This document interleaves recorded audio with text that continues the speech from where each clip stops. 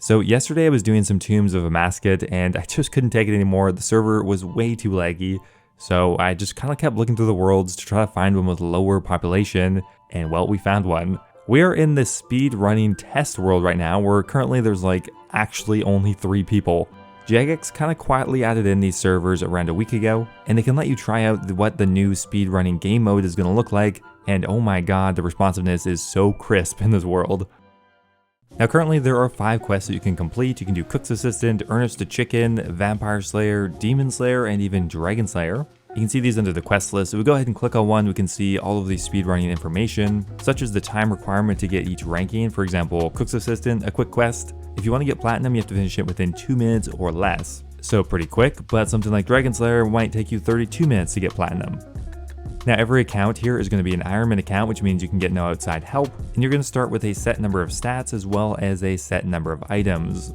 Now you can easily set up a speedrun from this interface. So for example, if we want to do Cook's Assistant, we can set up the speedrun. It's going to give us 10 agility and energy potion and a bit of coins. Now if we want to go ahead and do Demon Slayer, we can go ahead and set that up instantly as well. It'll give us a few more items and some different stats as well. That said, let's start with the easiest one here, see if we can get platinum, then if we do, maybe move on to the next one.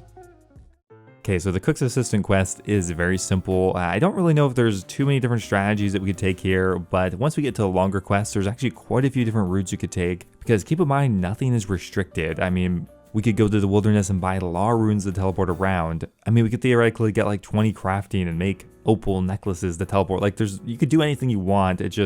So there's going to be a huge amount of strategy and different routes you can take once we get into the longer quests. But I think for Cook's Assistant, there's only one real way I can think of doing this in 2 minutes. So let's give it a try.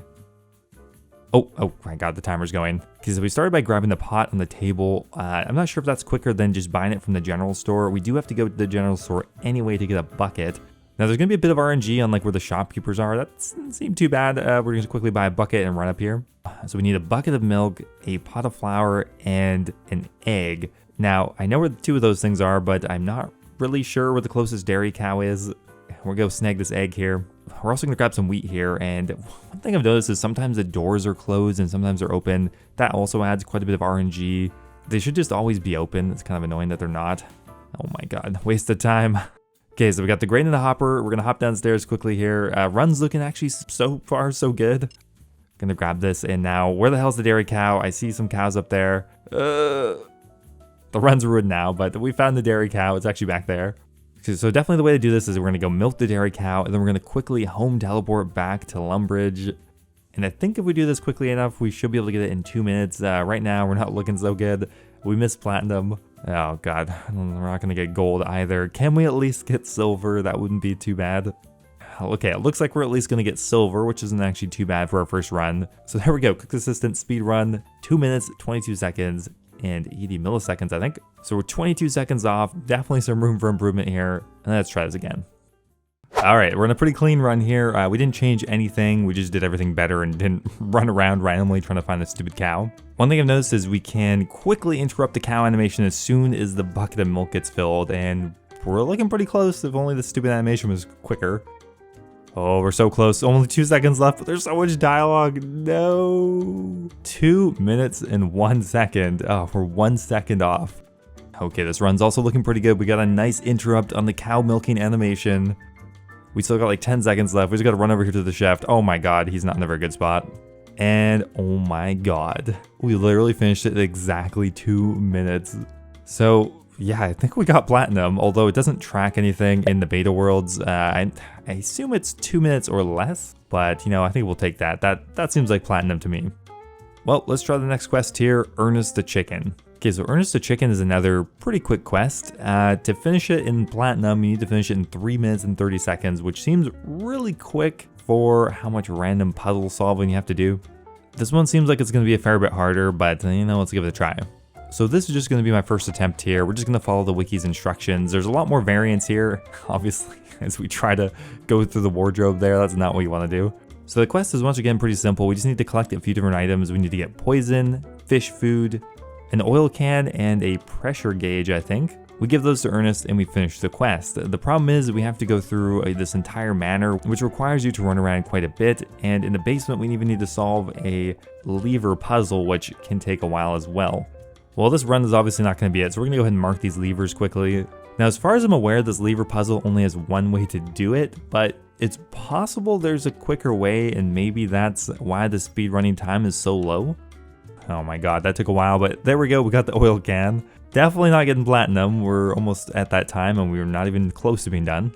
So we had to run all the way out here with our poison fish food, and from here we can get the pressure gauge. Now we have to go back in the house and get the rubber tube, and once you got that, you run upstairs, you free Ernest, and first try was 5 minutes and 44 seconds, so not close at all, almost double the platinum time, so we're gonna have to try that again. Okay, new strategy here, we're grabbing the fish food first and then getting the poison. That just makes a logical sense, and we'll probably shave off a few minutes. From there, we're gonna run into the basement, do the puzzle again. Feel like we're gonna struggle to make time, but we'll give it a try. Okay, so we finished the puzzle notably quicker. We're at 2 minutes right now. We still have a lot of running to do though. 4 minutes is actually looking significantly better than last time. Oh my god. I don't have the pressure gauge, what? Well, okay, this run's scuffed, I guess.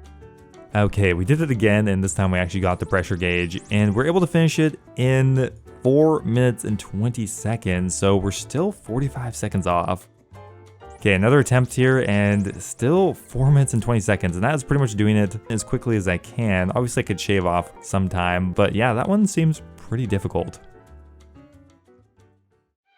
Okay, so now let's try out Vampire Slayer. I have a pretty good idea of how I want to do this one, and I think there might be a few strategies I can use to really save some time. Now to get platinum, we have to finish it in 4 minutes and 30 seconds, and we have to go from Draenor to Varrock and back to Draenor.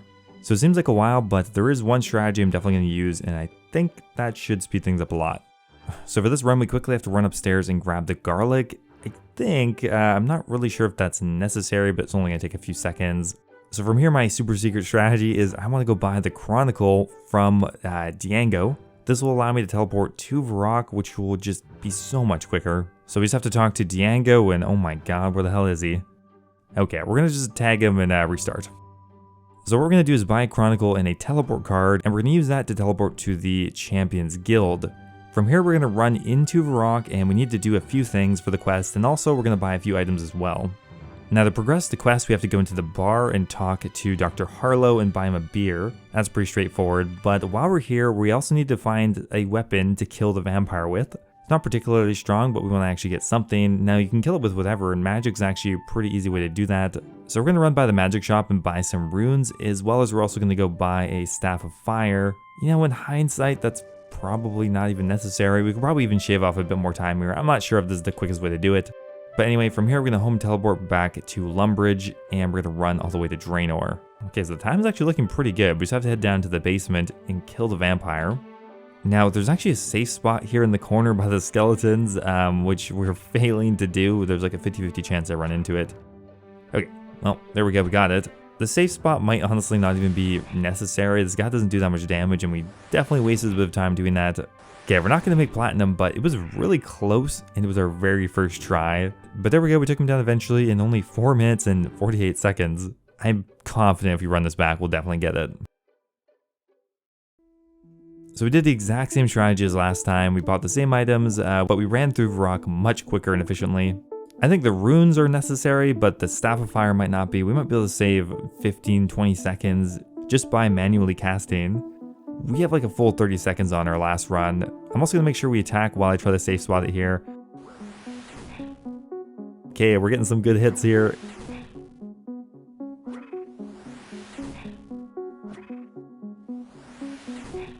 Well, that's it. Oh my god, we finished Vampire Slayer in 3 minutes and 58 seconds. A full 30 seconds quicker than Platinum, so we absolutely knocked that out of the park. Okay, so next up here we have Demon Slayer. This quest has actually been really fun to speedrun, and there's quite a few different ways you could theoretically do it. And the goal of the quest is to collect 3 different keys and combine those together to unlock Silverlight, and then we use Silverlight to defeat a demon. Now 2 of the keys are pretty easy to get, but 1 requires you to collect 25 bones, and there's quite a few different ways you could actually do that. Now for my testing, I think the quickest way to do this is actually just to go to the boneyard and collect 25 bones. Alternatively, you could kill 25 things, but that sounds like it takes a long time. I mean, even if you killed chickens, it seems very time consuming. So I think the boneyard is the way to go. Now to do this in platinum time, you have 10 minutes, which is quite a while, but there are many ways to mess this up. So the first 2 keys are obtained right in the palace. You first just have to talk to this one guard on the top floor. The second key is obtained in the sewer, which we just have to go ahead and wash down with some water. So afterwards you run all the way into the rock sewer and collect the rusty key. From here we're going to use the minigame teleport to teleport to the Faerell Enclave. We can actually restore our run energy here, which I think might be worth doing. You only get 4 energy potions, and I don't know if that's going to be enough for the entire quest, and if you start walking somewhere, well, it's kind of game over. So from here, running all the way up to the boneyard, and we need to collect 25 bones, which is going to take up most of our inventory space. And while it's kind of far out here, the rate you collect bones is much quicker. Okay, so from here, we're actually going to run, I think, to the Corporal Beast's lair, which should let us home teleport in there. You can't be in combat. Oh my god, well, that wasn't going to be the run anyway. Okay, so here's another attempt, and we never managed to make it into the actual corp lair, but we can home teleport from the Faerell Enclave, I suppose. Now from here, we're actually going to run to Django again to buy the Chronicle and Teleport card, but unfortunately we buried a bone while we're doing that. Why the hell do I have the shift-click option changed? This is not going to be the run either. Here we are killing a freaking wizard. So from here, we're going to teleport to Rock, and we have to go actually claim Silverlight. So once you get Silverlight, we have to run back to the Dark Wizard Circle, the famous one where people get killed all the time, and maybe I will too. Now once you run into the circle, it will start a cutscene. So then all we have to do is kill the demon and banish him, and the quest is done. This is so annoying though, these stupid wizards take aggro all the time. So we kill that wizard, and oh my god, another one attacks me immediately. Okay, I figured something out. If you leave the ring and run back in, it'll reset their location, and it's probably best to do that. So we're able to run in quickly and get aggro, although we're pretty damn weak here. Oh my god, that was really close, but we actually got it. I think we did it in 12 minutes and 32 seconds. So not bad, but definitely some room to improve. Okay, so this time things have just gone a bit smoother. We actually didn't go use the restore pool because I just used energy potions instead. I'm not sure if that's going to pay off or not.